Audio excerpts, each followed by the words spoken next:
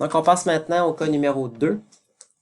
Vous avez devant les yeux les deux pages que vous aviez à lire et analyser pour être en mesure d'enregistrer de façon appropriée votre notice de catalogage dans Koha. Donc, vous aviez la page de titre, autre page, table des matières et les informations additionnelles qui étaient très importantes à lire et à bien noter.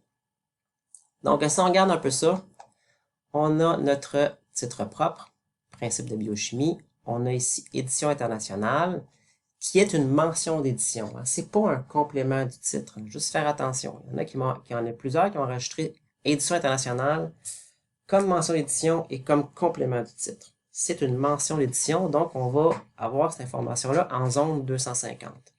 On a deux co-auteurs et on a un certain Chester Gagnon qui a plus qu'une corde à son arc, qui est traducteur et illustrateur. Donc ici, le fait qu'il y ait un illustrateur, fallait retenir ça, c'est important pour notre zone 008 et notre zone 300. À noter que ce cas de figure-ci d'une même personne qui avait deux rôles, on l'avait déjà vu à l'examen précédent. On a un cas de coédition.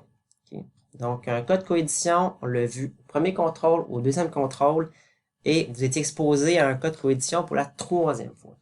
Donc, je présumais que c'était quelque chose qui était acquis par tous. On avait toute l'information pour l'œuvre originale. On avait des informations sur le premier éditeur, le deuxième éditeur, la publication, ISBN. On avait une table des matières qui, on devrait retenir à peu près 3 informations sur cette table des matières-là. On avait les premiers numéros de page qui étaient en chiffre romain, les autres en chiffre arabe, mais c'était la même séquence numérique. Donc, c'est pas une séquence, deux séquences, c'est la même séquence numérique. Donc, ce qui va nous intéresser, c'est le total. Et on n'avait pas à mettre 4 en chiffre romain, par exemple, en zone 300 pour l'importance matérielle. On a des numéros de chapitres. Certains ont rajouté chapitre ou chap en abrégé. On n'avait pas besoin de mettre quoi que ce soit autre que les numéros de chapitres dans notre note de dépouillement, ainsi que les titres de chapitres, évidemment. On a référence bibliographique, annexe, index glossiaire. On avait exactement ce cas de figure-là au deuxième examen. Okay? Donc, c'était un copier-coller du deuxième examen. En fait, cette diapositive-ci, cette table des matières-là, c'était quasiment un copier-coller du deuxième examen. Donc, il fallait faire attention à qu'est-ce qu'on allait enregistrer en zone 504. Donc, ici, je mentionnais que pour le lieu de publication, pour la 008, c'était les États-Unis, que le public cible était spécialisé. Pas de date de naissance, c'était pas important. L'importance matérielle était de la hauteur du document était de 24,4 cm. Certains m'ont arrondi ça par le bas. Certains, la majorité m'ont arrondi ça par le haut. Puis certains m'ont mis 24,4. Donc, c'est là que, encore une fois, je pense que je l'ai dit au premier cas, il y avait peut-être de la fatigue dans l'air. Je pense que certains ont eu peut-être la difficulté à se concentrer ou à se remémorer des principes fondamentaux de catalogage. Je lui demandais d'enregistrer une relation avec l'expression dans la langue originale de l'œuvre, donc une 765, et de faire une note de dépouillement en 505 à partir de la table des matières. Donc, on va se rendre immédiatement à notre meilleur ami Koha. La 000, c'est la même chose que pour le cas numéro 1, et ça a été toujours la même chose, même façon de coder la 000 depuis le début qu'on travaille avec cette zone de contrôle-là. La 008, on va y la voir plus en détail. Donc, pour la date, ça a bien été, l'année aussi. Pour le lieu de publication, les positions 15 à 17, plusieurs m'ont mis US. Okay? Et vous l'avez trouvé, je suis pas mal certain, en cliquant là. Okay? Il fallait, puis là, en cliquant là, il y avait 2 codes pour États-Unis. Il y avait US, puis il y avait XXU. Le bon code, c'était XXU. Okay? Et on le savait parce qu'on l'avait déjà fait quelques fois, auparavant, dans d'autres cas de figure. Et aussi parce qu'on le sait qu'il faut consulter le site du MAC 21 pour vraiment trouver les bons codes des pays. C'est là qu'il faut trouver. C'est là qu'on trouve les codes. Notre source d'information privilégiée, c'est le site MAC 21. Je n'irai pas parce que tantôt, j'ai tenté d'y aller, puis il y avait un bug. Mais c'est là qu'on avait XXU. On l'avait aussi là, mais il était en deuxième. C'était pas quand on cherchait CTRL F avec CTRL F, on tombait sur US en premier, mais après ça, on tombait sur XXU. On le savait qu'il y avait des illustrations parce qu'on avait un illustrateur. Je vous l'avais mentionné que le public cible était spécialisé. On avait une bibliographie. Il y avait un index.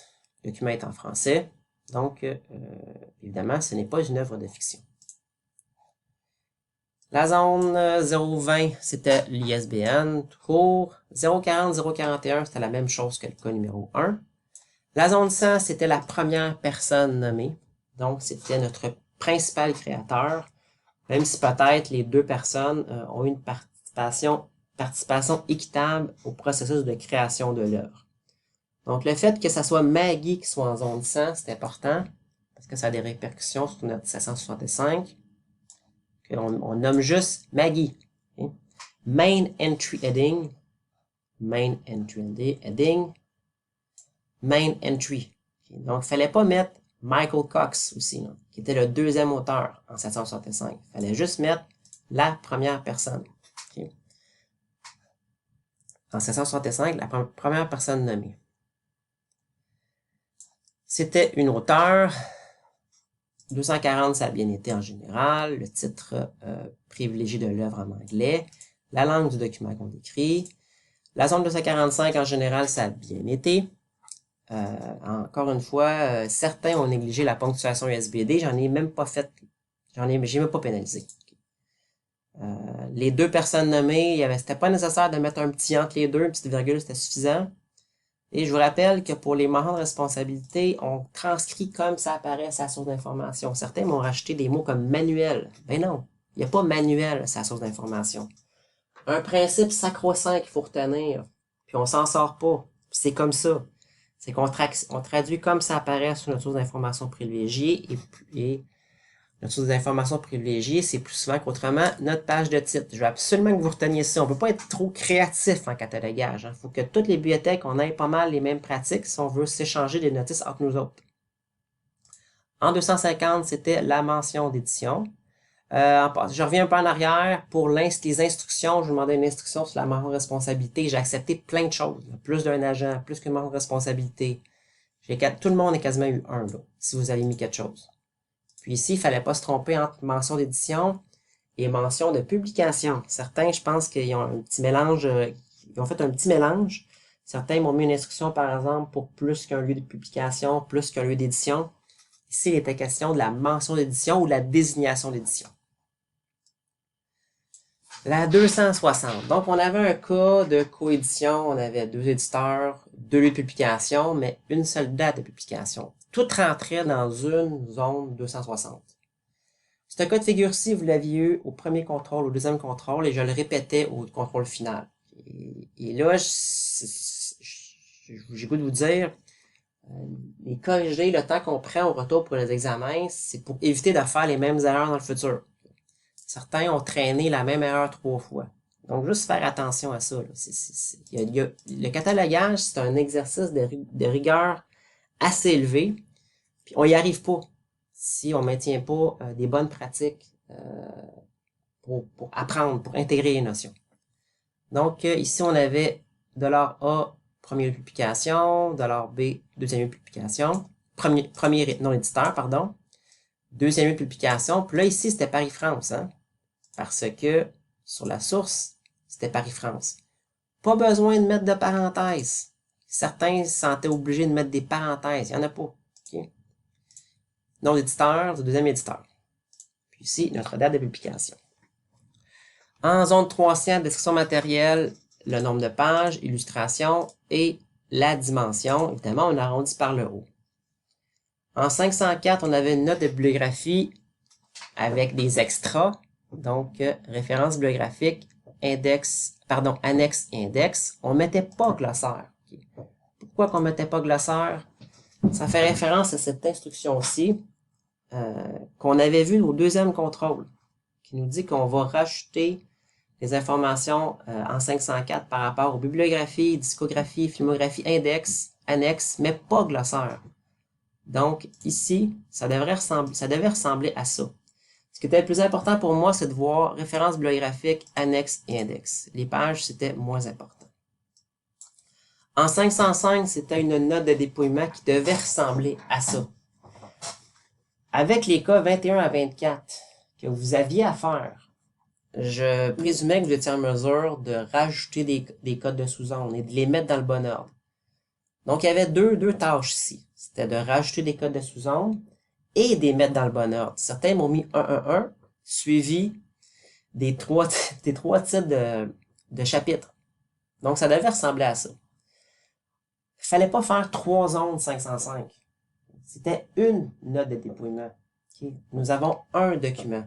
On fait plus qu'une 505 lorsque notre notice décrit plus qu'un volume et qu'il y a plus qu'une table des matières, par exemple. Donc, ça devait ressembler à ça. Avec les 2 barres après les titres, puis je vous dirais que j'en ai même pas fait de cas à l'évaluation pour les 2 petites barres après les titres de chapitre. On a notre deuxième personne nommée, Monsieur Michael Cox. On a notre personne qui est un traducteur-illustrateur, donc 2 rôles à Chester Gagnon. Et on termine par notre relation avec l'œuvre originale, donc traduction de, nom de la personne, titre, puis les informations par rapport au lieu de publication, à l'éditeur et à l'année de publication. Donc, écoutez, je m'attendais pour le cas numéro 1, cas numéro 2, je m'attendais à une meilleure performance globale. Je m'attendais à ce que vous ayez fait les cas numéro 21 à 24, que vous soyez à l'aise à utiliser Koha, à faire des copies d'écran, ce qui n'a pas toujours été le cas. Et j'en ai pas fait de cas dans vos évaluations. Donc, voilà, c'était le corrigé du cas numéro 2.